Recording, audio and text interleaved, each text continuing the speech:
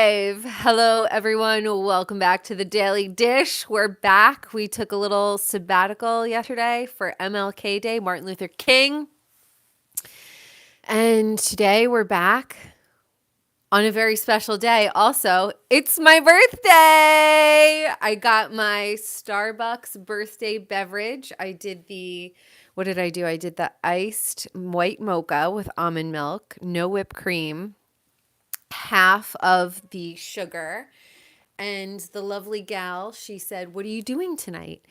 And I'm not going to do it tonight, but I'm doing it this weekend. I'm doing karaoke this weekend. So I said, I'm going to go karaoke. So she said, "Happy singing birthday."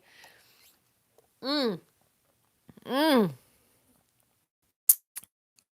Oh, there is just something so good. Mm, right? Iggy's right here with me. So we're going to put that on the floor, hopefully not drop it.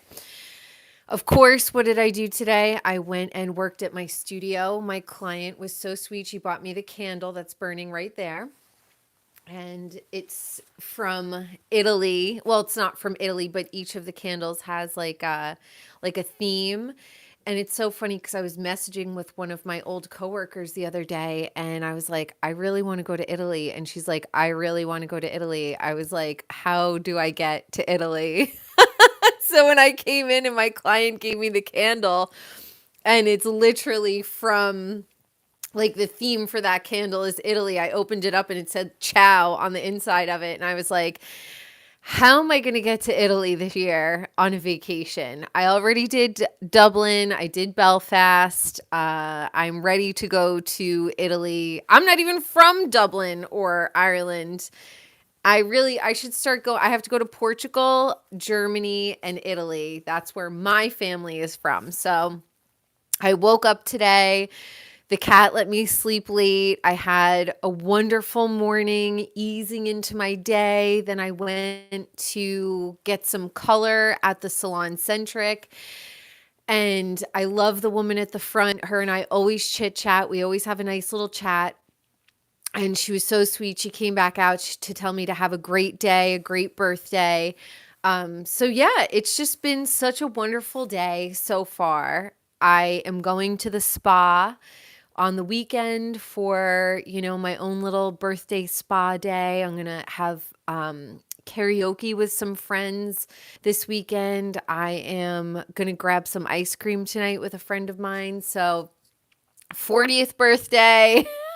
I can't believe I'm 40 years old. I feel like I'm just getting started. I have so much more that I want to accomplish and do in this life. Pluto's moving into Aquarius, so the next 20 years are going to be focused on my second house, so my finances and my wealth and security.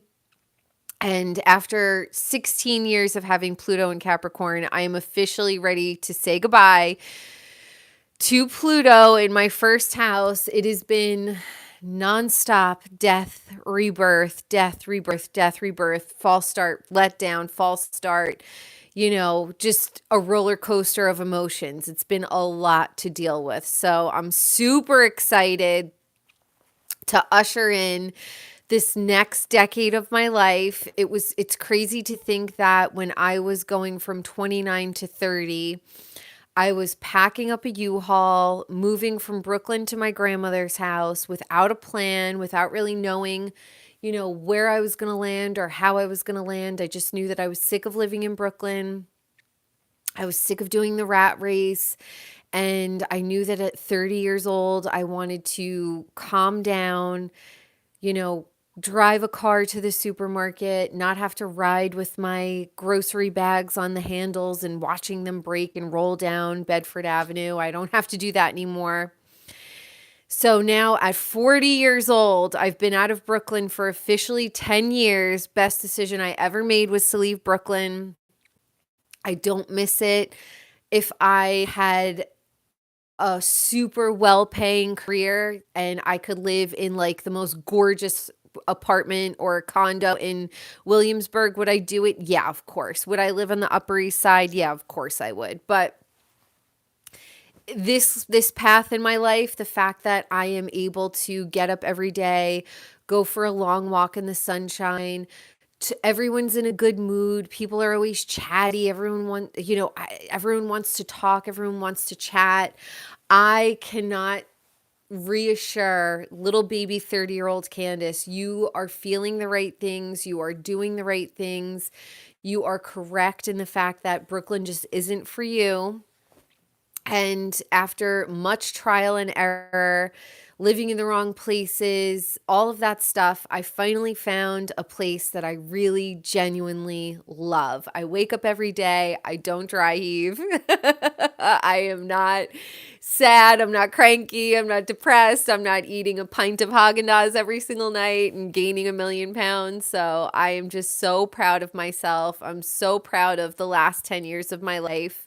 I've made a lot of really hard choices. And I have to say, I always just kept pivoting and trusting my instincts and trusting my gut.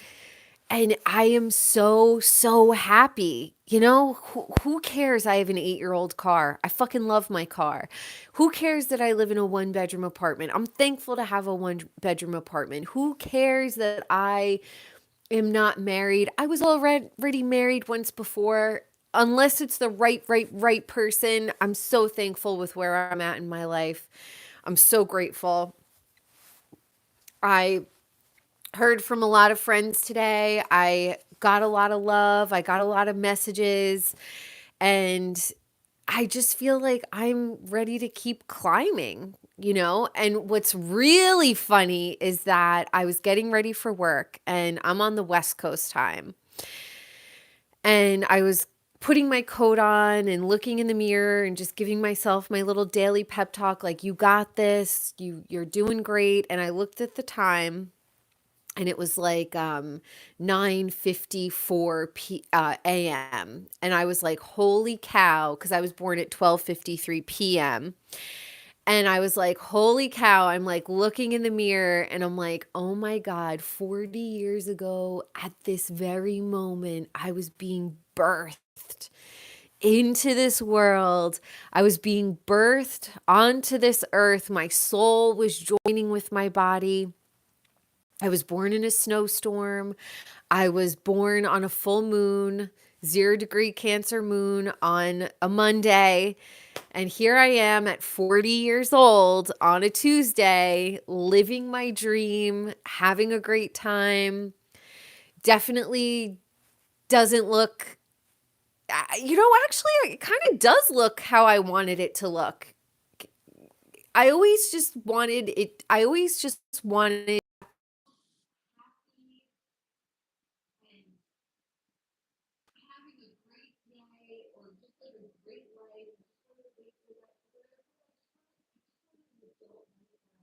happy because I felt like a lot of the adults around me growing up just never felt happy. They never looked happy. They never relished in the moments that, could give them happiness. So I just feel so grateful and thankful every day that even though my life doesn't look the way it's supposed to other people, I don't have kids, I don't have a husband, I don't own a house. Um, you know, but I'm stoked. I'm so stoked. I'm stoked to have my free coffee. I'm stoked. I'm just excited and happy to be here. So I washed my hair this morning. I figured, first of all, I wash my hair every 2 days because I don't like dirty hair.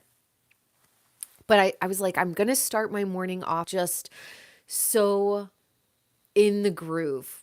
Shower, full shower, dry brushed my body, put lotion on. You know, I feel like my skin is looking good. I feel Quinny. Quinny. Quinny, do you know it's mommy's birthday? Really? What are you going to do for mommy on her birthday? Huh? Did you let me sleep late today? She did. She let me sleep till 6:30 in the morning. Are you a good girl? I love you. Love this cat. I I have a picture of myself hanging up on my refrigerator, and I talk to her every day, and I think I'm about 2 or 3 years old in this picture, and I just went up to my 2, 3-year-old self today, and I said, "Candace, we made it, girl. We fucking made it, okay? We made it through the torture of high school, everyone being so awful. We made it through the torture of my, certain evil family member." It just like I look at that picture and that was the beginning of my journey. And now here I am in the middle of my journey and I'm so happy. I don't want to make this redundant. I digress. I will not go on and on and on about how happy I am on my 40th birthday, but I'm happy and I feel very wonderful. So I'm not mad about it at all. I'm so happy to be here with you guys for another Daily Dish where we're going to talk about like all of the offbeat. Are you fighting right now? Pop culture that we love to chat about. It's crazy cuz watching Beverly Hills, Real Housewives of Beverly Hills, I identify with Kyle so much right now. She's also a Capricorn, and you have really watched her go through so many reincarnations when it comes to her family and fight. Hey, hey, hey, Quinn, Quinn. You've watched Kyle go through so many reincarnations when it comes to her family and fighting and all of that stuff. And, you know, I have gone through that in my family as well. It's been a lot of fighting. It's been a lot of not speaking, not seeing nieces and nephews, not seeing all that, and to watch Kyle come out of this.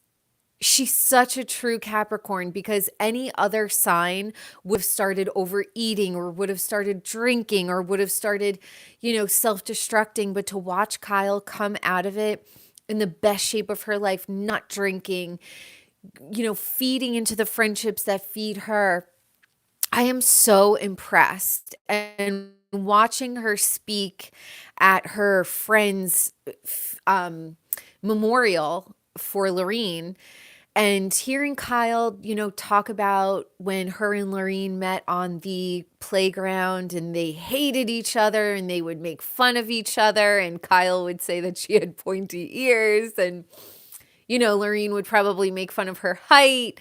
So that really kind of made me laugh a little bit, thinking just as a woman, some of our very best friends are actually our enemies in the beginning. I don't know what it is about the human condition that makes us hate somebody and then before we love them.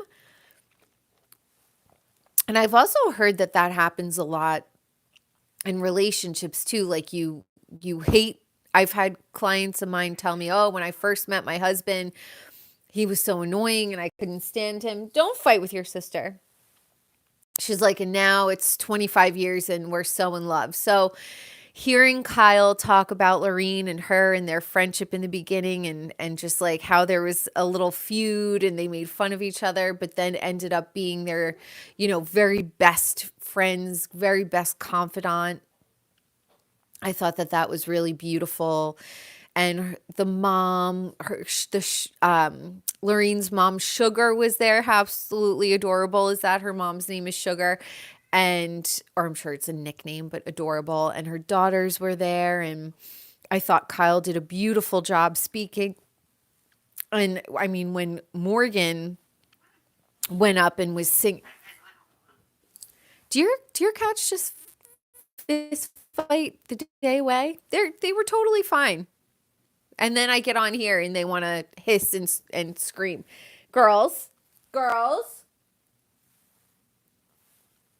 The moment Morgan Wade got up there and did her sound check and just watching Kyle step away and listening to Morgan, that made me so happy to see that we all know Mo is Mo's biggest fan. I say this all the time. He is number one fan of the Mo fan club. And I think that Morgan is the number one fan of the Kyle fan club. And what an amazing, wonderful feeling that has to be to know that you are first on someone's mind when they wake up, or they're concerned with you and how your day is going. Do you want to come and talk? Why don't you come here and talk?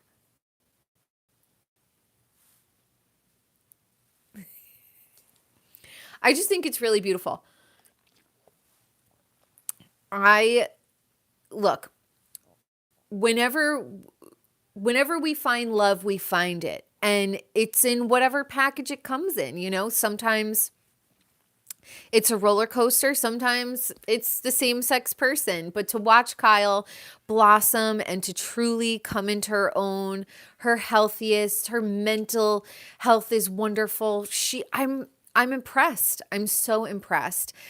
I don't want Beverly Hills to end. I need like 25 episodes a season from them because I just can't get enough. I'm excited to watch the next episode. I we've grown to really love these women, root for these women, and I just like am so excited for the truth to come out about her and Morgan, because when they were at the what is it? Ojai? Is it Ojai? Is it the winery that they were at? And they were talking about scissoring. The fact that Kyle gets down on the ground with Dorito head and scissors her. I was like, what? Like that? And then she's like, would anyone need a woman? Obviously, Kyle isn't drinking at this lunch because she's sober, but all the other girls were. It just came kind of like out of left field to hear Kyle say, would anyone be with a woman? It was like, whoa, whoa, whoa. Um,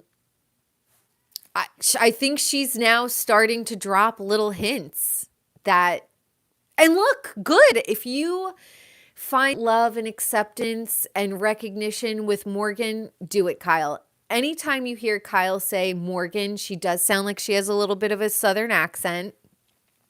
You can tell in Kyle's inflections that Morgan is rubbing off on her when it comes to the accent. I love it. I think it's adorable. Kyle said that once Portia is done with school, she's going to start looking outside of Los Angeles to live. And I think that that's like the completion of the Capricorn death rebirth cycle, is when Portia does graduate and Kyle is, able to move out of LA. She's probably not going to be on the show anymore. And, that's like crazy too, to think as a viewer, these people are part of our lives. Hi, Mama. Hi, Mama. What are you doing? What are you doing? It's going to be such a bummer. We're all going to mourn when she leaves Beverly Hills. Does anybody else's animals decide to like cough, bark, cry, fight with each other? Fight. Come on, be nice. The moment that the camera starts. So I'm here for it. I love Beverly Hills. I'm a super stan. Do nice, Mommy. Do nice. Now, the Real Housewives of New York legacy trip, it's over, right? I don't know if they're going to do a reunion. I would love, just do a reunion. Give us what we want, okay? I don't care about the new cast. I really only care about the old cast. So we've all observed Sonia over the years.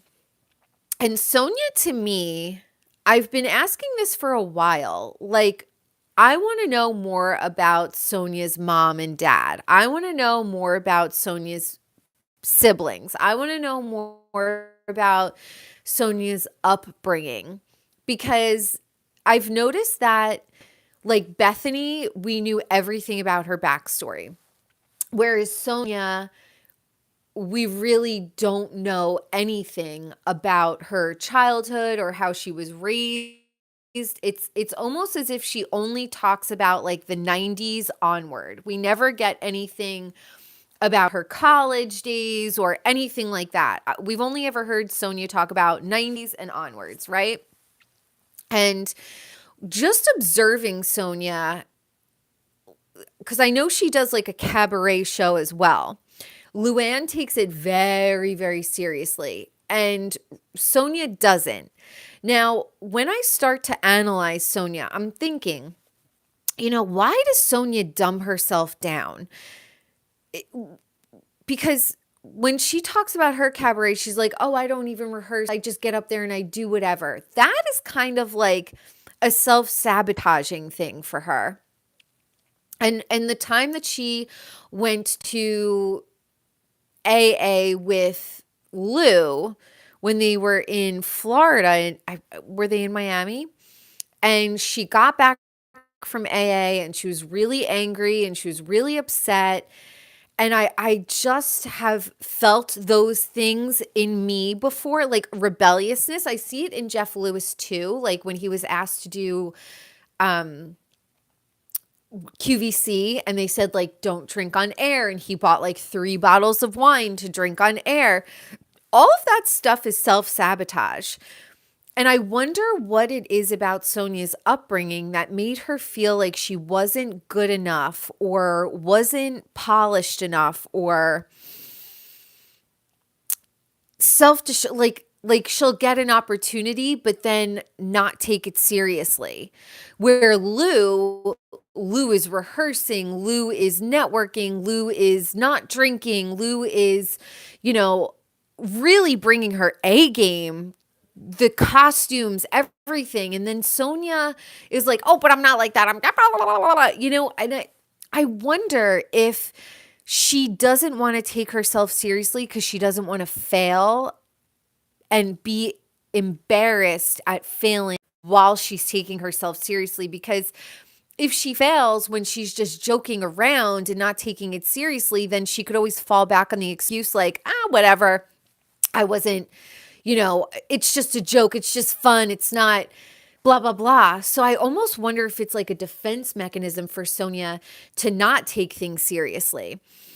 It's just very interesting. I want to know more about her upbringing. I want to know more about her mom and dad. I want to know more about Sonia and what makes Sonia almost feel like this coquettish kind of absent-mindedness is a defense mechanism. So I do feel a little bit like it's coming from a place of not wanting to be let down or embarrassed, or, if you don't ever put 100%, then what does it matter if it fails? It's like, you know what I mean? I understand. I understand. I get it. I get the complexities of Sonia. I just want to know more. I do feel like the Ultimate Girls Trip, they played it up a lot. Like you could tell that they miss the cameras. Dorinda misses being on camera. Lou loves the spotlight. Sonia loves the spotlight. However, just like Madonna, I want to see her retire. I don't want to see her geriatric moves all over the stage. It makes me feel old. I would feel younger if Madonna stopped performing, like had a natural face, had natural hair, wore cute little clothes. Like I just want to see these people age gracefully. And now what's really funny is I was little when Madonna came on the scene. And I remember thinking, probably when I was like 10 or 11, when is this woman going to have kids and just chill the fuck out, right? And I was like, coming from me, a woman who has no children.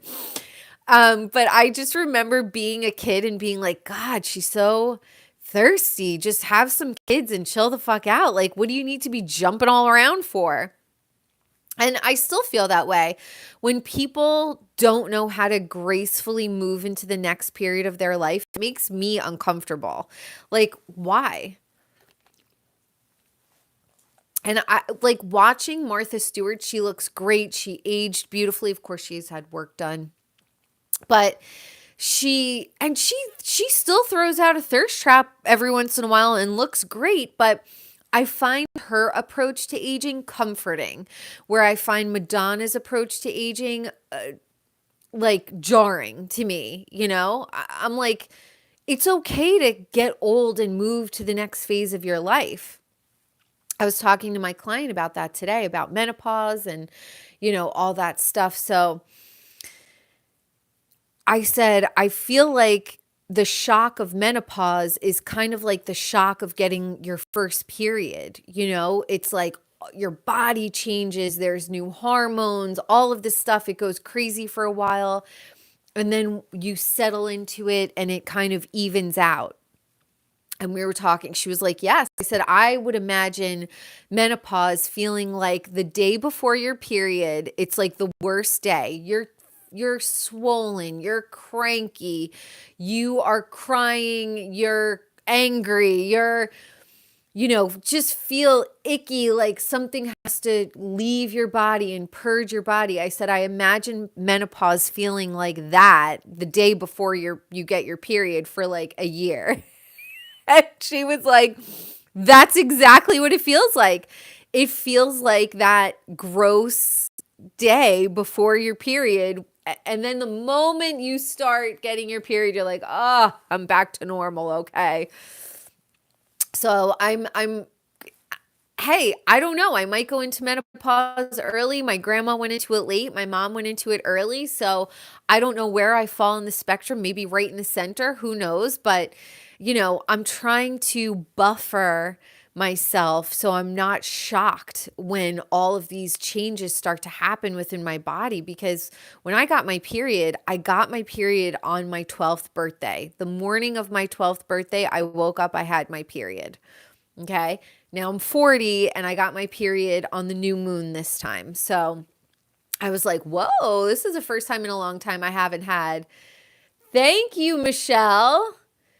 But this is the first time I haven't had my period on my actual birthday.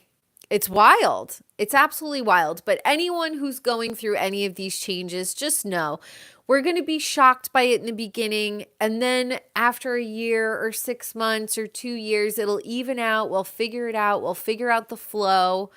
Me personally, I'm going to start using wild yam cream.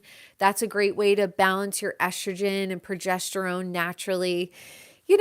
I walk every day and I try to take care of myself, a little bit of this, a little bit of that, right? So just one thing we can find confidence in is think life is always going to be changing. So good times don't last, bad times definitely don't last. So anyone who's ever feeling like, I want to give up, just don't.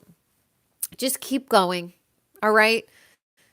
What are you going to do? Die and get reborn and start all over again? Nah, just finish it out this time. Oh, we got some work going on. So those are my insights for my 40th birthday. Holy shit. Can't believe I'm 40. So thankful for all the people who reached out to me today and people who gave me gifts and people who sent me love. I am so just like, wow, can't believe I'm here living my life the way I want to live it. Here's to another 40 more. So don't forget, if you want your free Starbucks beverage on your birthday, you download the app and you don't even have to have any money in the app. You just go up to the window, they'll scan your app for you, they'll give you your birthday drink and it'll taste delicious. So tomorrow I'm going to be talking about Southern Charm. I'm going to be talking about Jeff Lewis. I'm going to be talking about probably like my second day of being 40. And I'm going to tell you 9 million times how grateful and thankful I am. And I just want to say life really is short. It goes by super fast, even though the days feel long. It does go by very, very quickly. If you have a troubled relationship with your family, have healthy boundaries, know when to set the boundary, but also have compassion because your family members, if they're older than you don't know what they've gone through to make them the way that they are. And if you have younger people in your life and they're kind of like being bristly towards you, just remember they don't know what you've lived through because they weren't even born yet. So give them grace as well. And just know life is short. We're only in each other's lives for a small amount of time. Energy cannot be killed, it can only be transmuted. So I hope everybody has a wonderful, beautiful Tuesday. Sending you all love, sending you all just strength and grace and poise. And I love you. Thank you for tuning in. Thank you so much. Many blessings to you, Michelle, as well. So I love you all. Stay strong. Happy birthday if it's your birthday. And I will see you all tomorrow. Okay, bye.